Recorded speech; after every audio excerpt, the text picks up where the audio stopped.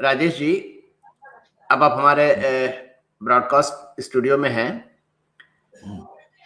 दोस्तों, मैं पहले राजेश जी का परिचय दे देता हूं। ये आज के समय में एक बहुत ही सक्रिय नाटककार हैं, जमीन से जुड़े हुए हैं। मेरे ख्याल से जहां तक मुझे याद है, करीब 50 से ऊपर नाटक इन्होंने लिखे होंगे, या हो सकता है ज्यादा भी लिखे हों। इनके नाटक हमेशा चर्चित रहे हैं और मुझे पता चला है कि इनके कुछ नाटकों को महेश भट्ट जी ने प्रोड्यूस भी किया था। राजेश जी नुक्कड़ नाटक भी किए हैं, वर्कशॉप्स कराए हैं, और जहां जहां रहे हैं वहां पर इन्होंने कलाकारों की एक बहुत अच्छी टीम तैयार की है। तो ये हम लोगों के लिए खुशी की बात है कि राजेश जी आज हमारे सामने उपस्थित हैं और हम इनसे थोड़ी बातचीत करेंगे नाटकों के बारे में, नाटकों के वर्तमान स्थिति क्या है। उससे पहले मैं रिक्वेस्ट करूंगा कि राजेश जी थोड़ा अपने बारे में मुझे बताएं, ताकि हमारे दर्शकों को भी ठीक से जानकारी मिल सके। धन्यवाद। मेरा नाम राजेश कुमार है। मैं मूलतः बिहार का रहने वाला हूं और बिहार में भी भागलपुर का, लेकिन मेरी प्रारंभिक पढ़ाई जो है आरा में हुई है, आरा भोजपुर, और वहीं से एक तरह से मैंने नाटक की शुरुआत की है। ये मेरा वही दौर है नाटक शुरुआत होने का, वो जो आपातकाल के दौर जो था। तो अब मेरा नुक्कड़ नाटक का जो आंदोलन है वो तभी प्रारंभ हुआ था, और उसके बाद आपातकाल के बाद मेरा पढ़ाई के सिलसिले में मुझे भागलपुर जाना पड़ा, लेकिन वहां भी मैंने नुक्कड़ नाटक आंदोलन से मैं जुड़ा रहा और मैं लगातार 10 वर्षों तक जो है इसी आंदोलन में रहा। मैंने नुक्कड़ नाटक आंदोलन को सैद्धांतिक और व्यवहारिक दोनों पक्ष से मैंने मजबूत करने की पूरी कोशिश की है। उसके बाद नौकरी के सिलसिले में मैं उत्तर प्रदेश आ गया, पावर कॉर्पोरेशन में। मैंने इलेक्ट्रिकल इंजीनियरिंग की है, तो इसलिए मैं 10 वर्षों तक मैं पावर हाउस में रहा। उसके बाद 10 वर्ष ट्रांसमिशन में रहा। उसके बाद का मेरा जो क्षेत्र है हमारे विभाग में अलग अलग रहा। तो विभिन्न शहरों में रहने के कारण, चाहे वो ओबरा, अनपरा, अलीगढ़, शाहजहांपुर, लखनऊ, बनारस, जहां जहां भी मैं गया, जहां जहां मुझे लोग संपर्क में आए, तो मैंने उसके बाद प्रोसेनियम थिएटर पर ज्यादा काम किया, क्योंकि मेरा ऐसी कोई हट भी नहीं था कि मैं नुक्कड़ नाटक ही करूं। क्योंकि जब मुझे नुक्कड़ नाटक का मिला तो मैंने नुक्कड़ नाटक किया, और उसके बाद जब मुझे मुहैया हुआ प्रोसेनियम का, शाहजहांपुर, विशेषकर शाहजहांपुर, वहां पर प्रोसेनियम थिएटर, ऑडिटोरियम भी था, लोग भी इस रुझान के थे, तो मैंने वहां पर प्रोसेनियम थिएटर प्रारंभ किया और लिखना और करना। तब से लगातार मैं अभी जो है कह सकते हैं आप कि मैं प्रोसेनियम थिएटर के ही नाटक लिख रहा हूँ, कर रहा हूँ। मैंने आपका एक बार एकल नाटक भी देखा था। मुझे जगह याद नहीं पड़ रहा, शायद मेरे ख्याल से इलाहाबाद रहा हो, या मेरे ख्याल से गोरखपुर की। हाँ, इलाहाबाद में भी देखा होगा, मैंने किया था, और चंडीगढ़ में भी किया था। जन संस्कृति मंच का जो कार्यक्रम था, तो मैंने इलाहाबाद में भी किया था। मैं उन दिनों एकल भी करता था और क्या कहते हैं, पूर्णकालिक नाटक के साथ साथ। हाँ हाँ हाँ। और मैं देख रहा था कि आपने एकल नाटक में एक और, मेरे ख्याल से शायद पूस की रात का भी आपने शायद एक एकल नाटक किया है। मैंने जो है पूर्णकालिक नाटक लिखने के साथ साथ मैंने एकल नाटक पे भी बहुत काम किया है। लगभग मैंने 1.5 दर्जन एकल नाटक लिखे हैं। शुरुआती दौर में मैंने बहुत सारे हिंदी की कहानियों का मैंने एकल के रूप में किया था, क्योंकि बहुत एक प्रैक्टिकली मुझे अनुभव महसूस हुआ कि जब कभी कभी एग्जामिनेशन पढ़ते थे, अधिकतर काम करने वाले पढ़ने लिखने वाले लोग थे, तो जब परीक्षा का दौर आता था तो पूरी टीम जो है, हर लड़के परीक्षा में लग जाते थे, लेकिन फिर भी कुछ कलाकार रह जाते थे। वो कहते थे सर 2-3 महीना हम करेंगे क्या। तो मैंने उनके लिए इस विधा को मजबूत करने की कोशिश की, और इसी के तहत मैंने पूस की रात, हरिशंकर परसाई की वैष्णव की फिसलन, आपको रेणु जी की रसप्रिया, और इस तरह इस कड़ी में मैंने कई कहानियों को, और मैंने खुद अपने भी लिखी, मंटो की कहानियों को किया मैंने, टोबा टेक सिंह उनका किया था मैंने, पढ़िए कलीमा, हाँ ये सब किया, राम की शक्ति पूजा भी किया एकल, तो एक लगभग, तो इसलिए अभी अभी के फिलहाल के दौर में मैंने महसूस किया कि एकल की बहुत ही मांग है। लड़के, क्योंकि बहुत जगह बहुत से लड़के ऐसे हैं कि उनके पास टीम नहीं है, उनके पास क्या कहते हैं, बहुत महंगा हो जा रहा है रंगमंच, ये एक वास्तविकता है। इसलिए उन्होंने कहा कि आप मुझे कोई एकल दे दे तो मैं अकेले कर लेता हूँ।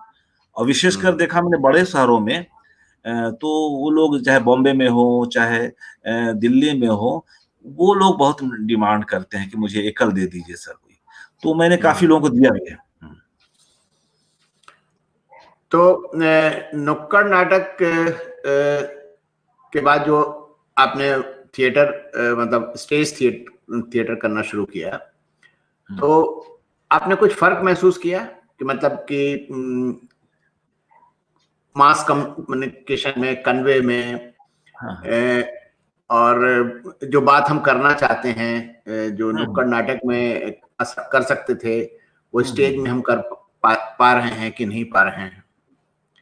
देखिए, जब मैं नुक्कड़ नाटक में, तो दोनों विधाओं को बहुत करीब से देखा है मैंने, और तो नुक्कड़ नाटक के दौरान मैंने महसूस किया कि ये एक जनता से सीधे जुड़ने की विधा है, और जो रोज घट रही घटनाएं, या उन जो दौर था आपातकाल के बाद का जो दौर था, उन दिनों आप देखेंगे जिस तरह के उस वक्त की सत्ता ने जिस तरह से दमनात्मक कार्रवाई की थी, भ्रष्टाचार का जो आलम था, या आप देखेंगे कम्युनलिज्म का भी, सांप्रदायिकता का भी बहुत सारा मुद्दा था। तो वो मुद्दे हमारे नाटकों के विषय थे, और उनको ले जाना हमारा मकसद था।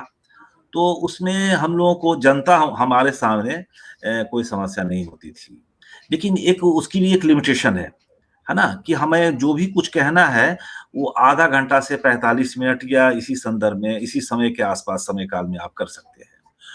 कुछ नाटकों का जो कुछ सब्जेक्ट जो होते हैं वो थोड़ा बड़े होते हैं, तो वो वहां पर आप नहीं ले जा सकते हैं। अगर मान लीजिए हमें प्रेमचंद के का गोदान उपन्यास को करना हो, जो बहुत ही उत्कृष्ट उपन्यास है, बहुत जरूरी है, तो अगर हम वो करना चाहें अगर, तो संभव नहीं है। उसके लिए मुझे दूसरा फॉर्म के ले जाने की जरूरत है। इसलिए मेरा जो कहना है कि हमारे जो पूरा आंदोलन जो था रंगकर्म का, वो कोई फॉर्म को लेकर बहुत रिजिडिटी नहीं थी, बहुत जिद नहीं था कि हम इसी में करेंगे और इसके अलावा दूसरी विधा में नहीं करेंगे। मेरा उद्देश्य था कि जनता से ज्यादा जनता के बीच मुझे अपनी विचार को ले जाना है, जो मैं कहना चाह रहा हूं उसको ले जाना है। तो उसके लिए जो फॉर्म हो, तो पूस की रात कहानी वो आधे घंटा 45 मिनट का है, तो वो फॉर्म नुक्कड़ों पर आराम से आप कर सकते हैं। हरशंकर परसाई के वैष्णव की फिसलन, या हम लोगों ने एवं भेड़िए तक, भुवनेश्वर की भेड़िए को भी किया, तो वो 45 मिनट का 40 मिनट का वो नाटक था, तो उसको कहीं भी एकल किया जा सकता है, या और भी बहुत सारे नाटक हैं। तो इसलिए जब हम बड़े बड़े हमारे सामने क्या कहते हैं, लगा कि इसका फैलाव ज्यादा है, इसको आधे घंटे में सिमटाया नहीं जा सकता है, तो हमने मंच नाटक की तरफ भी किया। और ऐसा नहीं है, मंच नाटक में देखिए, मंच नाटक का भी एक अपना दर्शक है ना। जी, मैं तो महानगर की बात नहीं कर रहा हूं, मैं तो एक छोटे शहर में काम किया मैंने, शाहजहांपुर, जो अभी भी आलोचकों और समीक्षकों की नजर में कहीं है ही नहीं। और वे मैंने जो देखा वहां जाकर, छोटे शहर में जो काम हो रहे हैं, छोटे शहर के लोगों में जो जज्बा है, वो आपको बड़े शहरों में नहीं दिखेगा। बड़े शहरों में तो मैंने देखा, चाहे वो दिल्ली आ जाए, लखनऊ आ जाए, तो आप देखेंगे कि वहां बहुत तरह की समस्या आ सकती है आपके सामने, कि ऑडिटोरियम कैसे आएगा, दर्शक कहाँ से आएंगे, उतनी आर्थिक अर्थ कहाँ से आएगा। ये सब एक, इसलिए नाटक बड़े शहरों में करना एक बहुत ही मुश्किल काम है। इसलिए देखेंगे आप कि वो लोग अधिकतर सत्ता के शरण में भी जाते हैं, है ना, कॉर्पोरेट के लिए आगे पीछे करने की कोशिश करते हैं। लेकिन छोटे शहर में जो है मैं रहने के कारण, छोटे शहर में बहुत बड़ी समस्या नहीं है। आज भी छोटे शहर में बहुत कम पैसे में क्या कहते हैं नाटक हो जाता है। ऑडिटोरियम इनके बहुत ज्यादा महंगे नहीं है। जहां दिल्ली में आज ऑडिटोरियम जो है 60,000 से लेकर 1 लाख 1.5 लाख तक का है। लखनऊ ऐसे शहरों में आपको 15,000, 20,000, 25,000 का ऑडिटोरियम है। वैसे आपको छोटे शहर में आप देखेंगे, चाहे मैं तो मेरा जो अनुभव है, चाहे आरा का हो, चाहे मैंने शाहजहांपुर का देखा, वो 3,000, 4,000 में ऑडिटोरियम आपको दिन भर के लिए मिल जा रहा है। तो इसलिए वहां पर कोई अर्थ की समस्या भी नहीं होती है, ना दर्शकों की। वहां पर एक एक नाटक को 3-3, 4-4 दिन तक करना पड़ता है। और ये दूसरी बात है कि इन शहरों में जो रंगमंच हो रहा है वो हमारे महानगर के लोगों के समीक्षकों की नजर से ओझल है। जो बड़े हमारे देश के भी जो आलोचक हैं वो उनके लिए कोई चिंता का विषय नहीं कि वहां कैसे नाटक हो रहे हैं, ना वो जानने की कोशिश करते हैं। लेकिन जब तक आदमी जाएगा नहीं वहां जानेगा कैसे। आपने महसूस किया होगा कि नुक्कड़ नाटक और स्टेज नाटक के फॉर्म में काफी फर्क होता है। हाँ। नुक्कड़ नाटक का जो मेरा अनुभव है, और मैंने भी किसी जमाने में सक्रिय था, आपको शायद पता भी हो, तो वहां पर दर्शक गोले में होते हैं और बीच में हमें नाटक करना होता है। हमें अपने एक्सप्रेशन को घूम घूम के दिखाना पड़ता है। हाँ। स्टेज में तो सीधे सीधे संवाद, सामने दर्शक होता है और हमें वहां पर एग्जिट भी, एंट्री भी बड़ा मतलब हम ट्यूनिंग कर सकते हैं। नुक्कड़ नाटक में तो बैक स्टेज तो कुछ होता नहीं है, मतलब तो भीड़ में से कलाकार निकल के आ जाता है, फिर भीड़ में चला जाता है, और तत्काल वहां पर नुक्कड़ नाटक में तत्काल रिस्पांस भी मिलता है। नाटक अच्छा है तो अच्छा रिस्पांस मिल जाता है, खराब है तो खराब रिस्पांस मिलता है। स्टेज पर मैं देखता हूं कि कंटेंट, डायलॉग डिलीवरी पर थोड़ा ज्यादा लोग तालियां बजाते हैं, या जो इमोशनल सीन होते हैं, है ना। हालांकि दोनों फॉर्म अपनी जगह पे जरूरी हैं। ब्रेख्त ने नाटक लिखे हैं तो स्टेज नाटक ही मोस्टली उन्होंने लिखे थे।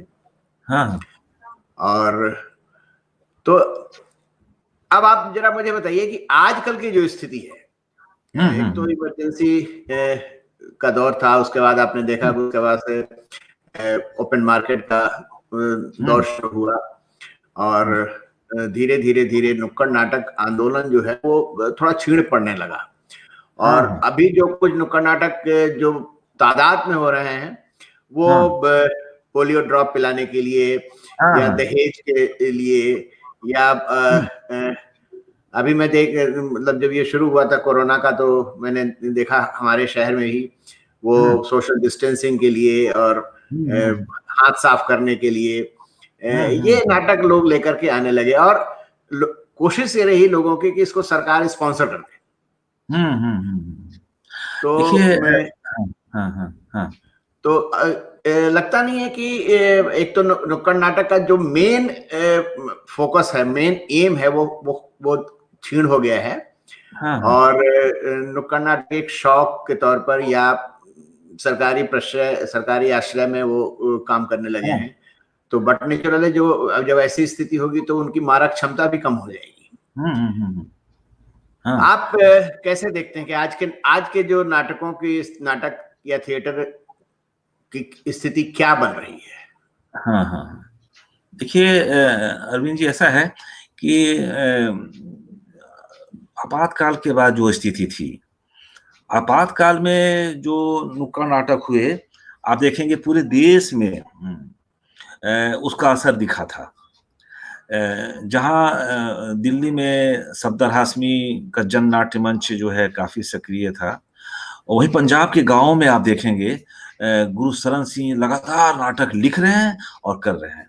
गोरखपुर में भी क्या कहते हैं, बहुत सारी टीम जो है, संस्थाएं, लहर वगैरह नाटक दूर दूर तक कर रही थी। और उसी तरह बिहार में भी कम से कम 2 दर्जन संस्थाएं तो हमारी नजर में है जो उस वक्त पूरे हिंदी प्रदेश की बात कर रहा हूँ, साउथ की या नॉर्थ ईस्ट की बात तो दूसरी बात है, वो लोग बहुत सक्रिय रहे हैं, गांव गांव में जाए, उन्होंने सवाल को उठाया।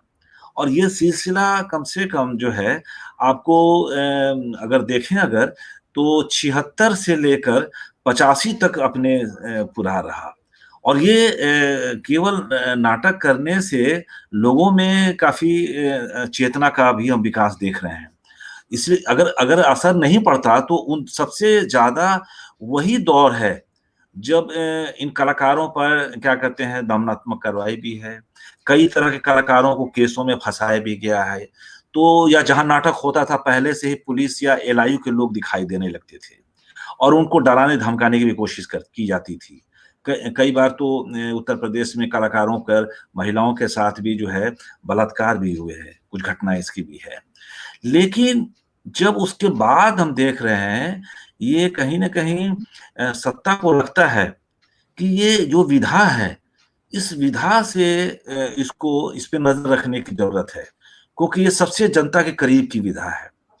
और आज की नहीं, ये तो अगर आप देखें तो आजादी के पहले इप्टा के दौर में भी था हमारे, और उसके पहले भी अगर देखें तो जब भी किसी देश में चाहे चीन में हो या रूस में हो एक बहुत बड़ी लड़ाई हुई मजदूर किसानों की, तो ये आंदोलन किसी न किसी रूप में था जर्मन वगैरह में। तो सत्ता के दमन का सबसे ज्यादा ही टारगेट ये बना नुक्कड़ नाटक।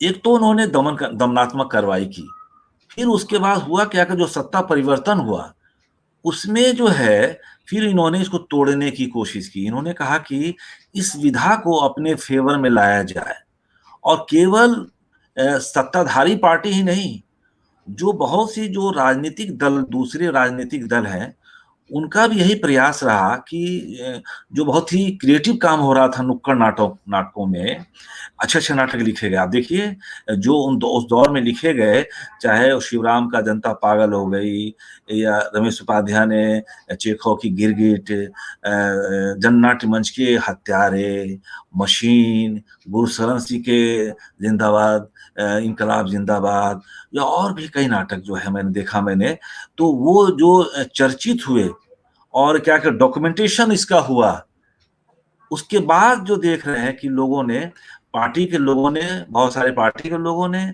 उसे एक पार्टी के रूप में इस्तेमाल शुरू किया कि उसका प्रचार कीजिए। जब भी चुनाव होता था तो उन लोगों ने अपने नुक्कड़ नाटक की टीम को वो भेज देते थे गाँव में कि प्रचार कीजिए। और जब प्रचार करते थे लोग तो मान लीजिए किसी पार्टी को, प्रतिपक्ष की हुई पार्टी क्यों न हो, तो क्या करता था तो एजेंडे उनके सामने होते थे, तो एजेंडे वो सामने गांव में ले जाते थे। उसी को जो है सत्ताधारी लोगों ने किया। और आज स्थिति ये है कि मैं बताऊं कि बड़ा ही ट्रेजिक सीन है कि जब भी कोई चुनाव होता है तो पार्टियां टेंडर लगाती है, टेंडर करती है, नुक्कड़ नाटक की सारी टीम को बुलाती हैं और एक तरह से टेंडर कहती है कि आप हमारा शो करेंगे, कितना रेट लेंगे आप। और जब वो जो तय हो जाता है तो उसके बाद उनका रेट फिक्स करते हैं। अक्सर सत्ताधारी वाला बहुत ज्यादा पैसा देते हैं इसमें जो है। तो धीरे धीरे इन लोगों ने, एक तो पार्टी इन लोगों ने उसको डिस्टॉर्ट किया, जो पहले मुक्त था। आप देखेंगे पहले के जो नाटकों में किसी पार्टी का प्रचार नहीं था, एक पॉलिटिक्स तो होती थी उनकी, उसमें जनता की पॉलिटिक्स होती थी, पीपुल्स राजनीति होती थी। लेकिन जो पार्टी की जो घोषणा पत्र को रखा जाने लगा, उसका फायदा अब उसका सत्ताधारियों ने ये ले लिया कि आपको पल्स पोलियो देखिए, या सरकार के बहुत आपके देखिए परिवार नियोजन संबंधी इन सब सवालों को लेकर वो पैसा देने लगे बहुत सारे में। तो पैसा देने लगे तो धीरे धीरे कलाकार की बहुत बड़ी संख्या, चूंकि बेरोजगार तो थे ही, वो जज्बा भी नहीं रहा, पॉलिटिकल जो है उनको जहां से मिलती थी ऊर्जा, वो ऊर्जा भी खत्म हुई। तो धीरे धीरे वो लोग जो है ये सत्ता के शरण में जाने लगे। और अभी तो स्थिति ये है कि 95% या 90-95% अभी नुक्कड़ नाटक की जो टीम है वो इसी तरह के नाटक करती हैं। आपको ऊपर से लगेगा कि हम जनता के काम कर रहे हैं, लेकिन इनके नाटकों में ये सवाल नहीं होंगे कि जो आज हमारे दंगे हो रहे हैं, किसानों का जो सवाल है, किसान आत्महत्या क्यों कर रहे हैं, और किस तरह से कॉरपोरेट लोग हमारा शोषण कर रहे हैं, ये नए नए जो सवाल आए हैं, मैंने जो 20-25 साल जो पहले नुक्कड़ नाटक की समस्याएं थी वो अब दूसरे रूप में आ गए हैं, सांप्रदायिकता का रूप बदल गया है। आप देखेंगे युवा का अलग चिंतन हो गया है। ये सब विषय उठाने के बदले, अपने नाटकों में रखने के बदले, अधिकतर सरकार के सुधारवादी जो है, जो प्रोपेगेंडा है, उसको रखे जाने लगे। कुछ लोग अभी काम कर रहे हैं। मैं अभी पिछले दिनों कुछ अरविंद गौड़ के नाटकों को मैंने देखने का मौका मिला उनके, तो उनके नाटकों में उन्होंने कुछ नए विषय भी लिए हैं और नए उन्होंने फॉर्मेट भी लिए हैं। क्या कहते हैं, जहां पहले 7-8 लोग नाटक करते थे, नुक्कड़ नाटक, अब वो 20-25 का भी इस्तेमाल करते हैं और वो केवल और प्रॉपर्टी का भी इस्तेमाल करते हैं। वो और भी जो पहले लोग नहीं करते थे, क्या कहते हैं, साज सज्जा, माने हैंड प्रॉपर्टी, वो सब चीज का भी इस्तेमाल अब करने लगे हैं और एक नए संदर्भ में मैंने उनको नाटक करते दिखा। लेकिन ये संख्या कम है, इसमें कोई शक नहीं। आज बहुत बड़े सवाल हैं हमारे सामने कि उन सवालों को लेकर नाटक किया जाए, लेकिन नुक्कड़ नाटक ही क्यों कहें, आज मंच नाटक भी तो लीजिए ना। मंच नाटक का भी जो आप देख रहे हैं कि माने इमरजेंसी आपातकाल के बाद या इमरजेंसी माने देश की आजादी के बाद जो हमारे नाटकों का जो एक रहा है, जो है स्वर रहा, 70 के बाद और तेज होता है। 70 के बाद के नाटकों का, बादल सरकार जहां अपने नाटकों में पूरी व्यवस्था को घोमा के द्वारा, जुलूस के द्वारा वो पूरा जो है लाने की कोशिश करते हैं, पूरा आदिवासी की लड़ाई को लाने की कोशिश करते हैं। जहां सर्वेश्वर दयाल सक्सेना के नाटकों में हम देखते हैं अब गरीबी हटाओ, लड़ाई, ऐसे कई नाटक में उनके हैं। तो वो सारा स्वर जो था, वो धीरे धीरे जो महाभोज का जो स्वर था, जो लोक कथा ऐसे नाटकों का स्वर था, कोर्ट मार्शल आप देख रहे हैं 1990 आसपास, वो सारे जो है उसके बाद लोगों का स्वर बदल गया। जब लगा कि ये तो मंच नाटकों से भी काफी क्या कहते हैं लोगों पर असर आ रहा है, इसलिए आप देखेंगे कि सबसे ज्यादा नाटकों पर जो प्रतिबंध लगे हैं, 90 के बाद प्रतिबंध लगने शुरू हो गए हैं सब जो है। और सरकार ने वही काम किया जो नुक्कड़ नाटक के लिए किया था, वही उन्होंने मंच नाटकों के लिए किया। उन्होंने 2 स्तर पे काम किया, एक तो इंडिविजुअल स्तर पर ग्रांट देने शुरू कर दिए और दूसरा इन्होंने रिपेटरी की संस्था को बहुत पैसा देना शुरू कर दिया। और ये सिलसिला जो चला है अभी पिछले 10 वर्षों से, और इतना पैसा लोगों को दिया गया है छोटे छोटे शहरों में, और क्या कहते हैं व्यक्तिगत ग्राउंड में, क्या कहते हैं ग्रांट, ऐसा उस ग्रांट ने लोगों को बहुत ही क्या कहते हैं रंगमंच करने वालों को बहुत ही अवसरवादी बना दिया है। तमाम वो क्या कहते हैं दूसरे जो राजनीति में जिस तरह से दोष देखते हैं, अवसरवादिता देखते हैं, वो सारा कुछ अब जो है मंच नाटकों में आपको दिखाई देगा। और इसलिए जब सरकार के एजेंडे पर जब नाटक होगा तो निश्चित है कि हमारा जो वाजिब सवाल है, वाजिब सवाल हमारे सामने नहीं आएंगे, हमारे सवाल बदल जाएंगे। जो सीधे टकराने के बदले सीधे आप जो है विदेशी कहानियों में चले जाएंगे, है ना, मैथोलॉजी में चले जाएंगे, ऐतिहासिकता में चले जाएंगे, और असली जो सवाल है, हाँ असली बहुत सारे सवाल हैं, मैंने वो तो हम देख रहे हैं, चाहे वो किसान का सवाल हो, मजदूर का सवाल हो, मजदूर का बुनियादी लड़ाई एकदम उन्होंने छिन्न भिन्न कर दिया है। तो ये सवाल धीरे धीरे आज आप देखेंगे प्रोसिनियम से भी गायब हो गया है, और नुक्कड़ों पर भी जो है जो धार थी, इसलिए आप देखेंगे कि पिछले 15-20 साल से कोई ऐसा नुक्कड़ नाटक ऐसा नहीं आपके सामने आया हो जो पूरे देश में खेलते हो। पहले लोग गुरु शरण सिंह के जो नाटक होते थे पूरे देश भर में खेले जाते थे। गड्ढा नाटक निशांत जो करता था पूरे देश भर में खेले जाते थे। हाँ, तो इसलिए जो है हत्यारे देश भर में होते थे। आज ऐसे नाटक, नुक्कड़ नाटक हमारे बीच में ऐसा कोई नहीं है। लोग इम्प्रोवाइज करके लोग कर ले रहे हैं, तात्कालिक चीजों को लेकर कर रहे हैं, 2 दिन में तैयारी में कर रहे हैं, इसलिए उनका कलात्मक और संदर्भ पक्ष भी बहुत ज्यादा मजबूत नहीं है।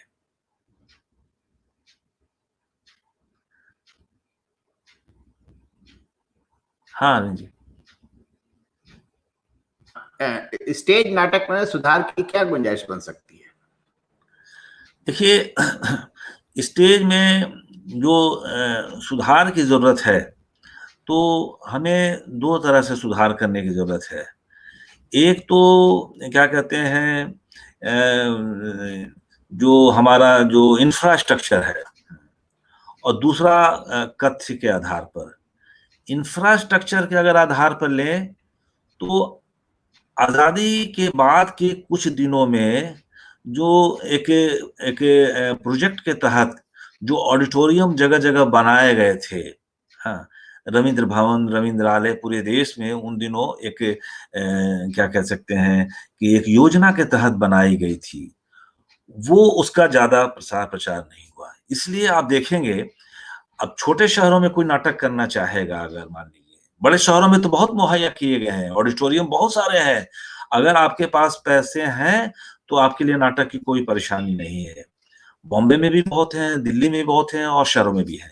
लेकिन उन शहरों का क्या होगा जो, जैसे बक्सर हो गया, डूंगा हो गया, आरा हो गया, दरभंगा हो गया, आपको छपरा हो गया, उत्तर प्रदेश में लें तो लखीमपुर खीरी हो गया, आपको क्या कहते हैं, बाराबंकी हो गया, अलीगढ़ हो गया। इन सब शहरों की एक अभी जो वर्तमान परिदृश्य है, आप देखेंगे कि सरकार की न कोई नीति है, कि जहां बड़े बड़े मॉल कुकुरमुत्ते की तरह शहरों में उगने शुरू हो गए, छोटे छोटे शहरों में भी जो है। लेकिन ऑडिटोरियम जो है चाहिए लोगों करने के लिए, कोई अगर आदमी चाहे स्टेज थिएटर में, तो कहाँ करेगा वो? तो अब मुझे ऐसा लगता है कि हमें इसके भरोसे भी नहीं रहना चाहिए, क्योंकि अभी जो सरकारी संस्थान द्वारा जो पढ़ाई हो रही है, उनको जो बताया जा रहा है, उनको जो 2-3 साल में ट्रेनिंग करके जो भेजा जा रहा है, उसमें उनकी प्रायोरिटी जो रहती है, वो एक बहुत ही क्या कहते हैं, बुर्जुआ रंगमंच ऐसा तैयार करते हैं। कहने का मतलब है कि एक बड़ा-सा मंच होना चाहिए 30 बाई 30 का, ढेर सारे लाइट होनी चाहिए, कंट्रोल करने के लिए आजकल पूरा डिजिटल लाइट और एलईडी लाइट का अंबार होना चाहिए। अगर वो नहीं है, तो ड्रामा करना उनके लिए बहुत मुश्किल होता है। मुझे ऐसा लगता है कि इसमें बुनियादी परिवर्तन करने की ज़रूरत है, और लोग के करीब जाने की ज़रूरत है ना? तो क्या कहते हैं, लोग के जब पास जाएँगे, तो हमें मंच की जो है, मंच हमें डराएगा नहीं कि हमें मंच है ही नहीं। तो हमें अब ड्रामा के जो है फॉर्मेट में, कि हम कहीं भी नाटक कर सकें। हम चाहे स्कूल में कर सकें, गाँव के स्कूल में कर सकें, चौपाल पे कर सकें, ऐसे फॉर्मेट जो है हमें उसके लिए तैयार होना होगा। और ज़रूरी नहीं कि लाइट का तमाम जो तामझाम हमें जो महानगरों में मिलता है, उसे भी लाया जाए, क्योंकि अब नहीं मिलने वाला, क्योंकि लाइट बहुत महँगा हो गया। अगर आप भाड़े पे कहीं मँगाएँगे लाइट अगर, तो 20, 25, 30 हज़ार से ज़्यादा ही लगेंगे, जान लीजिए। अगर मँगाने में कहीं से ढो कर लाएगा, उन सब चीज़ों को लेकर। तो हमें लगता है कि हाँ, अब पेट्रोमैक्स वाला भी ज़माना नहीं रहा, ये भी मैं कह रहा हूँ।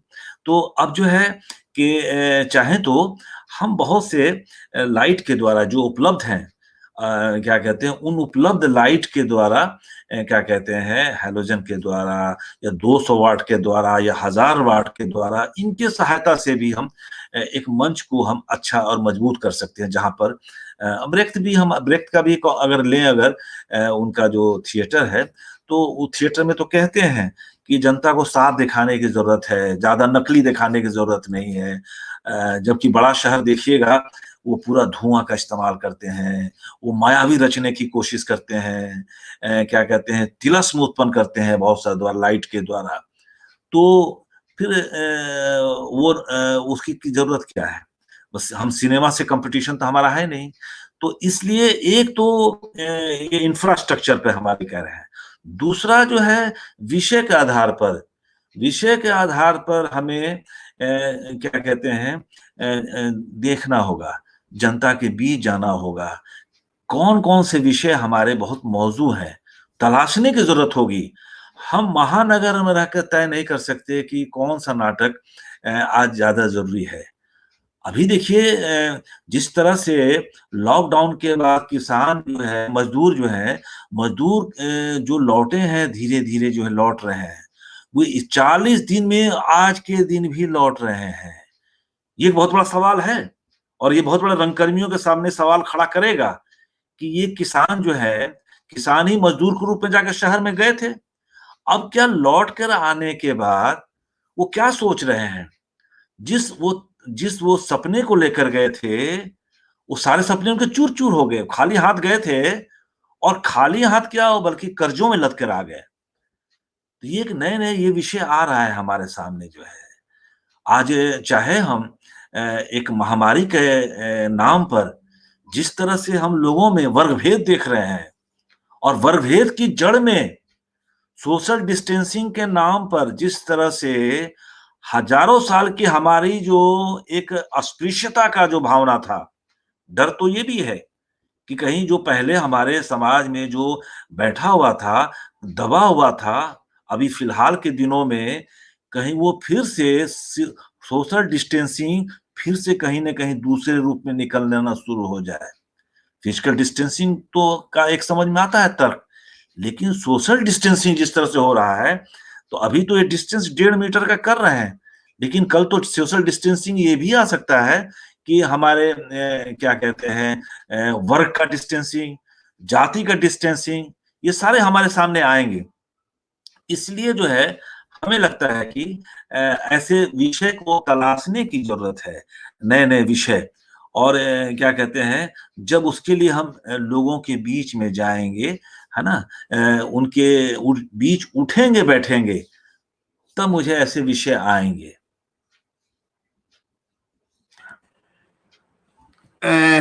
बिल्कुल सही कह रहे हैं। और एक चीज और देखी गई है कि जिस तरह से थिएटर का वो किया गया है, व्यवसायीकरण किया गया है, जिसमें ग्लैमर डाला गया है, तो मोस्टली जो कलाकार हैं वो थिएटर को एक सीढ़ी के तौर पर इस्तेमाल करने की सोचते हैं कि अब ये हम 2-4 थिएटर कर लेंगे, उसके बाद से हम फिल्मों में चले जाएंगे, छोटा मोटा रोल।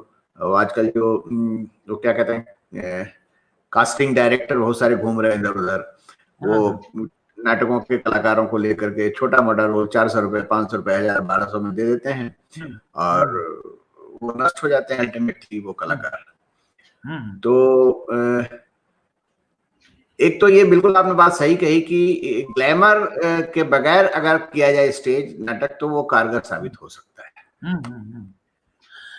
ऐसा है कि देखिए जो थिएटर कर रहे हैं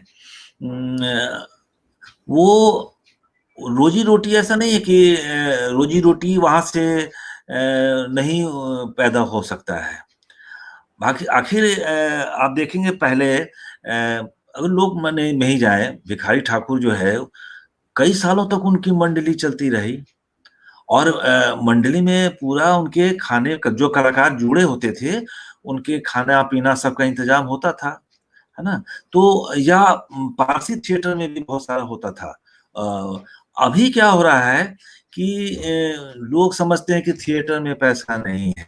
ये लोगों के दिमाग में ऐसा बसा हुआ है। लेकिन एकदम ये बिल्कुल सही या शत प्रतिशत सही नहीं है। आपको ऐसे बहुत सारे लोग मिलेंगे अगर अगर देखें अगर कि जिनका परिवार ही थिएटर से चल रहा है। करोड़ों रुपए का बजट सरकार के पास है और ग्रांट ये सब लोग बँट रहे हैं और पूरा वो उनकी ज़िंदगी गुज़र जा रही है।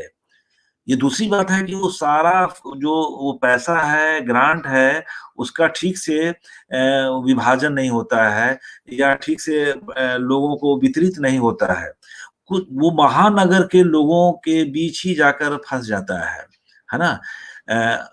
कुछ नए-नए देखिए अभी देखिए हाल में के दिनों में जो पहले नहीं था अब बहुत सारे हर स्कूल में अब धीरे-धीरे नाटक के जो टीचर की ज़रूरत भी पड़ने लगी है।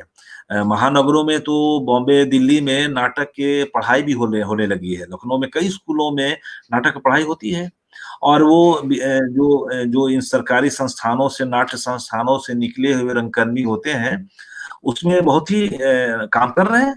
बॉम्बे में भी कई हम लोगों को देखा है कई लोगों को। हमने तो देखा है कि छोटे शहर में शाहजहांपुर में भी जो है कई ऐसे कलाकार हैं जो लगातार स्कूलों में जा रहे हैं, उनको बच्चों को सिखा रहे हैं, वर्कशॉप ले रहे हैं और वर्कशॉप लेकर उनको ट्रेन कर रहे हैं और उनसे परिवार चल रहा है।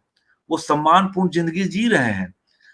हाँ, अगर आप जो है रातों रात सोचते हैं कि 3 महीने की ट्रेनिंग देकर, आजकल बड़े शहरों में खूब हो रहा है कि 1 महीना प्रशिक्षण ले लें, 2 महीना का प्रशिक्षण लेते हैं और उसके बाद जो है प्रशिक्षण का संस्थान जो कराती है, उसका एक स्टाम्प लग जाता है कि मैंने तो वहाँ से ट्रेनिंग लिया है। उसके बाद बॉम्बे चले जाते हैं। उनके पास गहरी जानकारी नहीं होती है। न थिएटर की होती है, न सिनेमा की। अब सिनेमा के मीडिया में गए हैं तो सिनेमा के बारे में आपको जानकारी होनी चाहिए। तो वहाँ पर वो बिना सिनेमा की जानकारी होने के कारण जब वो जाते हैं, तो वहाँ पर उनको कई तरह की परेशानियों से गुज़रना पड़ता है। और उनकी देखेंगे आप, तो उनकी हैसियत जो है, वो मज़दूर की तरह ही हो जाती है। जो मज़दूर जो है आपको बड़े शहरों में रोज़ 10 बजे चौराहों पर खड़े हो जाते हैं और उसके बाद ज़रूरत होती है जिनको ले जाते हैं। बॉम्बे में अभी वही हाल हो गया है।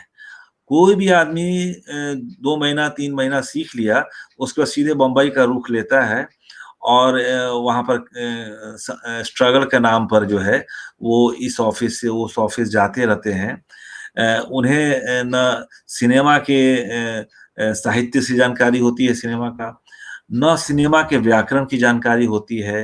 वो एक कलाकार के रूप में जाते हैं और मुझे ऐसा लगता है कि सिनेमा की इंडस्ट्री वालों को एक सिनेमा बनाने के लिए, एक इमारत बनाने के लिए जैसे घर ज़रूरत होती है बहुत से मज़दूर की, तो उन्हें भी एक सिनेमा के लिए, भीड़ के लिए, क्राउड के लिए, 1 दिन के रोल के लिए, 2 दिन के रोल के लिए, इस तरह के लिए वो जैसा उनका फेस होता है, वो फेस के अनुरूप रख लेते हैं। बाकी मुख्य जो चरित्र होते हैं, मेन कैरेक्टर होते हैं, वो तो देखिए उन्हीं को रखते हैं, जिन्हें लगता है कि इसका एक बाज़ार है, जिन्हें जिन्हें अपने जिनके जो काम के बारे में दक्ष हैं, कार्यकुशल हैं, अभिनय को लेकर उन्हीं को रखते हैं। इसलिए होता का परिणाम क्या होता है कि 6 महीना के बाद, 7 महीने के बाद लौटने शुरू हो जाते हैं कलाकार। अभी देखिए मैंने देखा है मेरे कई जान-पहचान के लोग, ये कोरोना के कारण जो है कलाकार जो आ गए हैं, अब वो नहीं लौटने वाले। वो कह रहे हैं कि अब हम लोग नहीं लौटेंगे, कम से कम 6-7 महीना तो देखेंगे, क्योंकि 6-7 महीना अभी कोई बॉम्बे में काम नहीं होने वाला है। वो अपने घर आ गए हैं। कुछ लोगों ने तो दुकानें भी खोल ली हैं उस तरह का। तो इसलिए जो है चाहे वो नाटक हो, चाहे सिनेमा हो, दोनों के क्षेत्र में क्या कहते हैं दक्षता तो बहुत ज़रूरी है और दोनों के जीवन में क्या कहते हैं सुख-सुविधा और जीवन यापन की संभावनाएँ हैं। आपको बहुत से आपको मिलेंगे अभी भी कलाकार जो गाँव में जो लोक कलाकार हैं, दिन भर वो खेती करते हैं और शाम को नृत्य करते हैं। कोई नौटंकी करता है, कोई आपको बहुत से धोबिया नाच जैसे ऐसे शब्द बहुत सारे जाति के आधार पर बहुत सारे नाम हैं। उस नाम से संबोधित भी किए जाते हैं। वैसे वो नृत्य भी करते हैं, नाटक भी करते हैं। उनके जीवन यापन चलता है, उनके सामने कोई समस्या नहीं है। कलाकार तो वो भी हैं। तो इसलिए जो सिनेमा का चकाचौंध में वो जाते हैं, तो मुझे लगता है कि उनको अपनी पूरी तैयारी से अगर नहीं जाएँगे, तो क्या कहते हैं, उनको मुकाम नहीं मिल सकता है। एक बात ये बताइए कि जैसे कि एनएसडी है या जैसे कि Pune film and television institute है, क्या ये कलाकार अच्छे पैदा कर सकते हैं, अच्छे डायरेक्टर ये पैदा कर सकते हैं, या जो हम लोग पहले सोचते थे कि भाई जितना करोगे उतना ही सीखोगे? इस पर आपकी क्या राय बन रही है? हाँ, देखिए हमारे बहुत सारे नाट्य संस्थान से मैं जब शाहजहांपुर में था, तो मैंने लड़कों को नाटक कराने के साथ-साथ मैंने लड़के कहते भी थे कि सर हमें इन संस्थानों में भी जाना है। तो मैंने उस ढंग से भी तैयारी कराई थी मैंने जो है उनको। लेकिन विश्वास करेंगे कि ये लड़के चाहे वो 3 साल एनएसडी सीख के आए या कुछ एफटीआई से भी सीख के आए वहाँ लोग, और बीएनए से तो कई लड़के हमारे यहाँ से आए। मैंने देखा वो तकनीक पक्ष तो सीख लेते थे सब, है ना? तकनीक पक्ष में भी जो उनके कोर्स में होता है ना? जैसे आप देखेंगे इंजीनियरिंग वगैरह में आप देखेंगे जो कोर्स में होते हैं, अगर अगर उसका बहुत डिवोशन नहीं है उसका इंजीनियरिंग के क्षेत्र में, उसे नौकरी पाना ही उसका उद्देश्य है होता है, तो क्या करेगा वो पढ़ लेगा, नंबर भी बहुत सारे आएँगे, और पता चला कि जब पढ़ के निकल के आ गया, मैकेनिकल इंजीनियरिंग किया उसने और फिर सॉफ्टवेयर इंजीनियरिंग में चला गया, उसपे जो सारा जो है। तो जहाँ पर उसकी मैकेनिकल इंजीनियरिंग की कोई ज़्यादा ज़रूरत नहीं, या आईएम में चला गया, मैनेजमेंट में चला गया। तो आप देखेंगे कि ये लोग जो है जिनका उद्देश्य नहीं होता है, तो वो लोग 3 महीने 3 साल सीख के आने के बाद भी जो है वो एक टेक्निलिटी तो सीख लेते हैं, है ना? कि लाइट कैसा होगा, वॉइस मॉड्यूलेशन कैसा होगा, क्या कहते हैं ब्लॉकिंग कैसी होगी, उसका क्या कहते हैं म्यूजिक कैसा भी हो सकता है। लेकिन क्रिएटिविटी जो है, होता क्या है कि इन संस्थानों में एक बहुत ही मैकेनाइज़्ड ढंग से पढ़ाई जाती है। वो कोर्स उनके की जो तरह कोर्स कर दिया बिल्कुल। हाँ, कोर्स जो होता है उनका बहुत ही स्टीरियोटाइप का होता है। वो कभी ऐसा नहीं कहते हैं कि जनता के बीच में जाइए, जनता को ऑब्ज़र्व कीजिए। जैसे आप देखेंगे पेंटिंग में जो उनको रोज़ फर्स्ट ईयर के जो लड़के होते हैं, उनको टीचर कहता है कि आप रेलवे स्टेशन चले जाइए, वहाँ चले जाइए और वो ऑब्ज़र्व कीजिए और उनको फ़ोटो बना के ले आइए। उस तरह से थिएटर में आप देखेंगे, वो एक जो इनका गेम होता है, वही खेल रहे हैं गेम, ये सब सारा जो होता है उनका जो है। ऑब्ज़र्वेशन के नाम पर कहेंगे कि ऑब्ज़र्व कीजिए, एक-दूसरे को ऑब्ज़र्व कीजिए। वो बहुत कम उनका जो है वो प्रेरित करते हैं कि आप ऑब्ज़र्वेशन के लिए लोगों के बीच जाइए। जैसे मान लीजिए गोदान नाटक कर रहे हैं, तो उनके बीच जाइए गाँव में, देखिए किसानों की क्या स्थिति है, 6 महीना रहिए 1 महीना रहिए, 15 दिन रहिए, हाँ? ये वहाँ रह के देखिए कि उनका क्या कॉस्ट्यूम है, क्या बोलते हैं, बोली में कितना उनकी देशज भाषा है ना? शुद्ध हिंदी बोलते हैं कि और लोकल भाषा में बोलते हैं। ये सब जब चीज़ें इस पे जो उनका ज़ोर नहीं होता है, और जो समाज में जो घट रहा है, कुछ भी घट रहा हो चाहे, है ना? अगर मान लीजिए किसान सुसाइड कर रहा है या दंगे नए-नए रूप में हमारे सामने आ रहे हैं, वो दंगे कराने वाले कौन है? किस तरह से राष्ट्रवाद के बहाने किस तरह से लोगों के अंदर एक नए तरह का क्या कहते हैं धार्मिकता भरा जा रहा है। ये सब नए विषय हैं। पहले वाला 20-25 साल पहले जो कम्युनलिज़्म पे जो ड्रामा है, वो आज ड्रामा नहीं क्या कहते हैं यथार्थ चित्रण होगा। किस तरह से मॉब लिंचिंग ऐसा विषय, कौन करा रहा है मॉब लिंचिंग उसके पीछे किसका दिमाग काम कर रहा है? कौन प्रेरित कर रहा है? तो इसको तलाशने की ज़रूरत है। लेकिन होता क्या है कि इन सब विषयों को से परहेज़ करते हैं सरकारी संस्थान, जैसे सरकारी विभाग का हाल है कि वो इन सब विषयों से बचने की कोशिश करते हैं, तो इन सब सवालों से टकराने के दिशा की तरफ वो ले जाने की कोशिश नहीं करते हैं। वो वही उनका क्या कहते हैं उन तरफ ले जाने की कोशिश करेंगे कि आप क्लासिक की तरफ जाइए, चाहे शेक्सपियर जाइए, चाहे कालिदास जाइए। ये नहीं कह रहे हैं कि उधर जाना नहीं चाहिए, जानना वहाँ भी चाहिए, जानने की ज़रूरत है। लेकिन ये भी तो जानें कि शेक्सपियर अपने वक़्त में जो है, कैसे फ्यूडलिज़्म पे अटैक कर रहे हैं। उस तत्व को कौन बताएगा? आज जो हमारे समाज में फ्यूडलिज़्म है, हाँ? जब वो मॉलियर तारतूफ़ के बहाने कम्युनलिज़्म पर अटैक करते हैं, धार्मिकता पर अटैक करते हैं, जो अंध धार्मिकता है, तो वो आप उनको बताने की कोशिश नहीं करेंगे कि आज हमारे समाज में किस तरह से अंध धार्मिकता, कट्टरता घुस गई है, किस तरह से मॉलियर उन पे अटैक करते हैं। तो आज के विषयों को नहीं उठाएँगे और बस वही मॉलियर को करेंगे या क्या कहते हैं ब्रेक को उसी रूप में कर देंगे, तो मुझे लगता है कि उनकी कल्पनाशीलता को कहीं न कहीं ये लोग रोक देते हैं, डरा भी देते हैं कि ऐसे आप विषयों को करेंगे तो आपको न भविष्य में ज़्यादा लोग पसंद करेंगे, न सरकारी ग्रांट मिलेगा, न सरकारी सहयोग मिलेगा और ज़्यादा आपके क्या कहते हैं आप लोगों से एक बैर पाल लेंगे। इसलिए लोग कोई भी स्ट्रक्चर को तोड़ना नहीं चाहता। जो निकल के आ रहे हैं लोग, वो लोग एकदम बंधे बनाए फ्रेम में हैं, उस फ्रेम को कोई तोड़ना नहीं चाहता है। वही एफटीआई के लोगों के साथ भी है। अपवाद को छोड़ दीजिए, अपवाद तो हर जगह होते हैं। लेकिन जहाँ पर हॉलीवुड में बड़े-बड़े या आप तमिल फ़िल्मों में देख लीजिए, आज नए-नए सवालों को लेकर आ रहे हैं सब जो है। जब हम अभी हाल के फ़िल्म में जिसको ऑस्कर मिला पैरासाइट को देखते हैं या पिछले क्या कहते हैं साल के ऑस्कर के ग्रीन बुक को देखते हैं, क्या वैसे सवाल हमारी फ़िल्मों में हैं? ग्रीन बुक में नस्लीय सवाल को जबरदस्त ढंग से उठा रहा है वहाँ के फ़िल्मकार ने। या पैरासाइट में साउथ कोरिया के डायरेक्टर ने जो हमारे समाज में जो क्लास है, अमीर और निचला तबका के एक बहुत बड़ा तबका है, पैसे वाला है, उसके लिए मौसम किस तरह से एक मज़ाक बनता है। जो ऐसे-ऐसे विषय हमारे समाज के आज हमारे देश में ऐसे करने से लोग बचने की कोशिश करेंगे।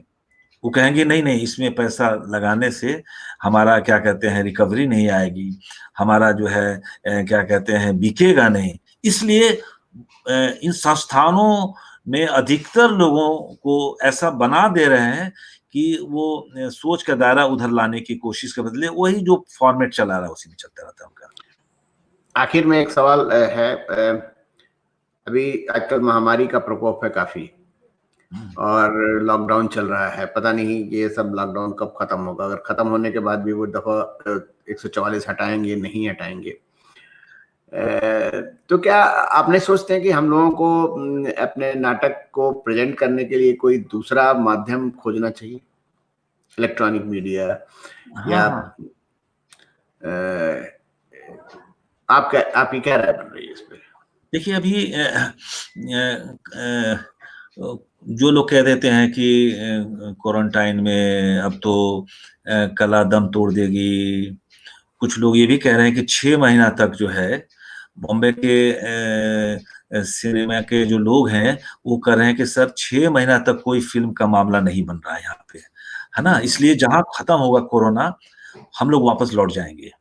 क्योंकि जितने बड़े कलाकार हैं, जिन पे फ़िल्में बिकती हैं, वो कभी रिस्क नहीं लेंगे, है ना? कि 100-100 200-200 लोग यूनिट के साथ हम काम करें, उन्हें डर है ना? कहने कि ये लोग कलाकार प्रचार में, विज्ञापनों में कुछ कहें, लेकिन 6 महीना तक कोई शूटिंग पर आने वाले बड़े कलाकार नहीं आने वाले हैं। तो हम लोग रंगकर्मी हैं, हम लोग को अपने ढंग से सोचना पड़ेगा कि क्या हम लोग चुपचाप बैठ जाएँ? कुछ लोग ऐसे भी हैं जो ग्रांट और सरकारी पैसे से पर चलने वाले, वो अपने शरीर को ढीला कर दिया है इन्होंने जो है, क्योंकि कुछ करना ही नहीं है। हाँ, और बल्कि आलोचना पक्ष ज़्यादा रखा है। आप देखेंगे कुछ नए-नए इन्हीं में से निकल के आया है। मुझे इस संदर्भ में मार्केज का उपन्यास वो याद आ रहा है, love in the time of cholera, है ना? माने कॉलरा के समय में क्या कहते हैं, क्या प्यार किया जा सकता है? उस उपन्यास में सवालों को उठाया गया है। तो मुझे भी ऐसा लगता है इसके तर्ज पे, क्या कोरोना के दिनों में रंगमंच हो सकता है? या होगा तो कैसा होगा? ये सवाल है। और देखिए जिस तरह से कोई काल हो प्यार खत्म नहीं होगा। उसी तरह से थिएटर जो है, कैसी भी स्थिति हो, चाहे आप कोई दमन कर लें, तब तो ड्रामा तो रुका नहीं। बहुत से शहरों में बहुत से मुल्कों में तो सिनेमा रोक दिया गया, लेकिन सिनेमा फिर भी बनाया लोगों ने। घर में सिनेमा बनाया ईरान, इराक में ऐसे लोगों ने घर में शूट कर के जेल में रह के फ़िल्में बनाई है लोगों ने। अब ये तो बहुत बड़ा इंस्पायरिंग है। किसी आदमी को आपने जेल में डाल दिया, वो जेल में फ़िल्में बना रहा है वो। तो हम तो घर में हैं मान लीजिए, तो हम कैसे कह देंगे कि नहीं हम चुप रहेंगे। देखिए नए-नए फॉर्म आए हैं और हम लोगों को सीधे कंडेम भी नहीं करना चाहिए। अभी देख रहे हैं आपको कि पूरे देश में जो है क्या कहते हैं पहले शुरुआत अस्मिता ने की। उसने क्वारंटाइन थिएटर फेस्टिवल नाम से उसने किया और अभी भी चल रहा है। 44-45वां दिन शायद है और उनका लगातार वो कर रहे हैं वो लोग। जो लोग हैं अपने घर में बैठे हुए हैं और जो उन्होंने इसमें अस्मिता के निर्देशक अरविंद गौड़ ने जो अब तक नाटक उन्होंने किए थे, तो उस नाटक का इन्होंने क्या कहते हैं रोज एक लाइव करते हैं, अपना रिकॉर्डिंग पहले से जो है उनके पास आर्काइव में जो रखा है बचाकर, उन्होंने रोज प्रसारण करते हैं और जो कहते हैं कि नहीं इसको कौन देखेगा, मैं चकित रह गया कि एक-एक उनके क्या कहते हैं रोज 3-3 हज़ार लोगों ने देखा है। इनसे प्रेरणा पाकर एक शिकागो की मंडी थिएटर एक संस्था है, उन्होंने संपर्क किया, हमसे भी संपर्क किया और उसके बाद मैंने कई लोगों का उनको दिया। तो उन्होंने शिकागो से शनिवार-इतवार अमेरिका में 2 दिन छुट्टियाँ रहती है, तो उन्होंने ये इसी तरह का फेस्टिवल शुरू किया। तो उन्होंने बहुत से भारत के बहुत सारे नाटक मँगवाए और अपना भी नाटक था। उन्होंने शनिवार-इतवार को प्रसारण उसका शुरू किया और वो कह रही थी कि इसका बहुत अच्छा रिस्पॉन्स आ रहा है। 3000 4000 लोगों ने देखा और आप देखेंगे कि उसी तरह से हमारे देश में भी आप देखिए, जब कहानी कोरोना को लेकर कोरोना के दिनों में कविताएँ लिखी जा सकती हैं। बहुत सारे कवियों ने कविताएँ लिखी हैं और कविताएँ सुनाई जा रही हैं। कौशल किशोर जी ने कोरोना काल में कविता इस सीरीज के तहत 3 बार उन्होंने लगातार इसका प्रसारण किया और कई कवियों की कविताएँ उन्होंने उसका पाठ किया और वही नहीं, देश में अब देखें अशोक वाजपेयी भी कविता लेकर आ रहे हैं और भी कई कवियों को मैं देख रहा हूँ कि फेसबुक पर उनकी कविताएँ कोरोना को लेकर आ रही हैं। कुछ कहानियाँ भी लिखी जा रही हैं। पंकज मित्र की कहानी अभी एक फेसबुक में ही पत्रिका में शायद डाला होगा तो साइट्स के अनुसार कोरोना पे कहानियाँ भी लिखी गई हैं।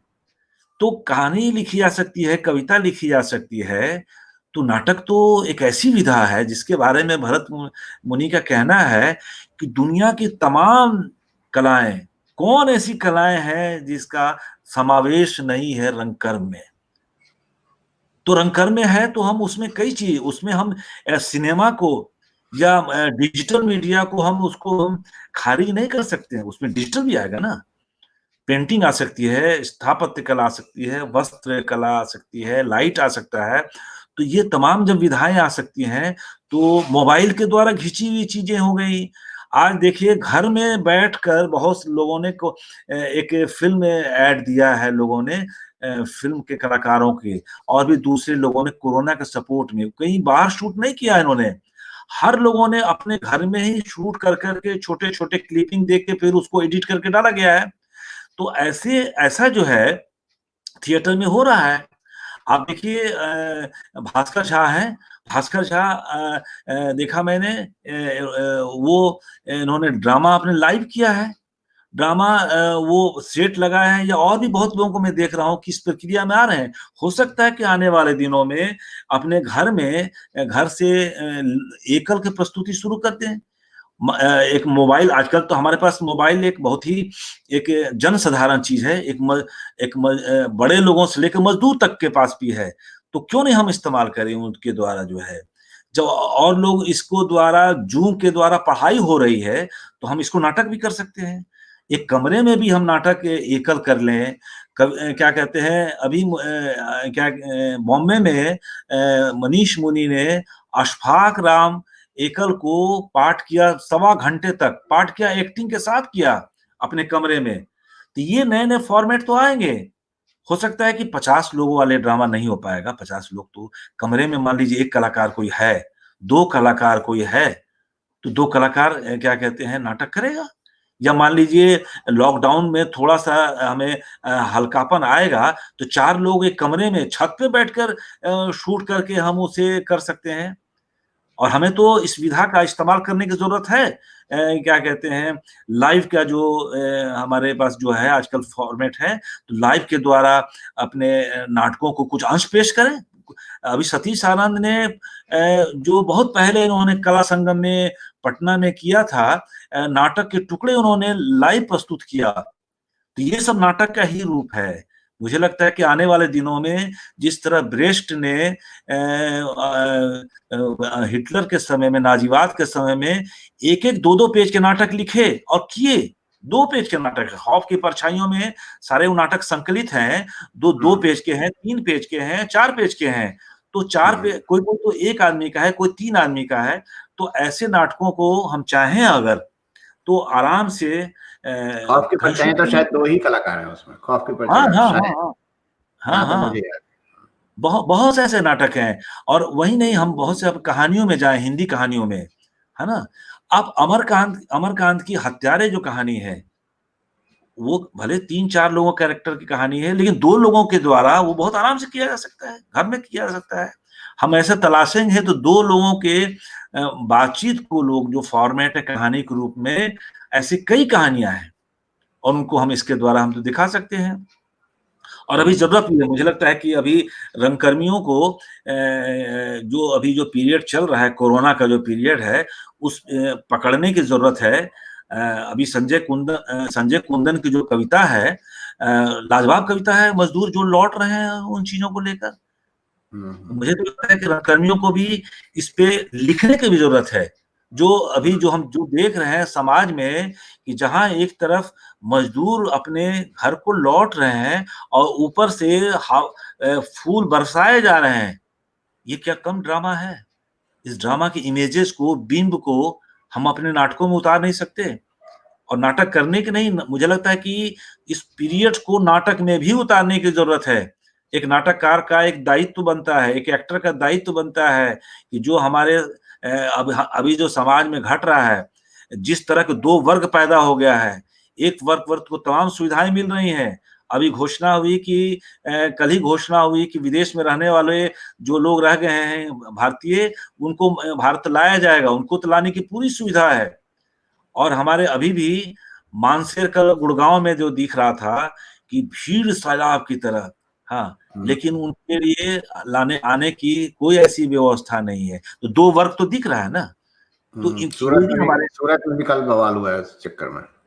हाँ, सूरत में भी कल मजदूरों में और पुलिस में झड़प हुई है।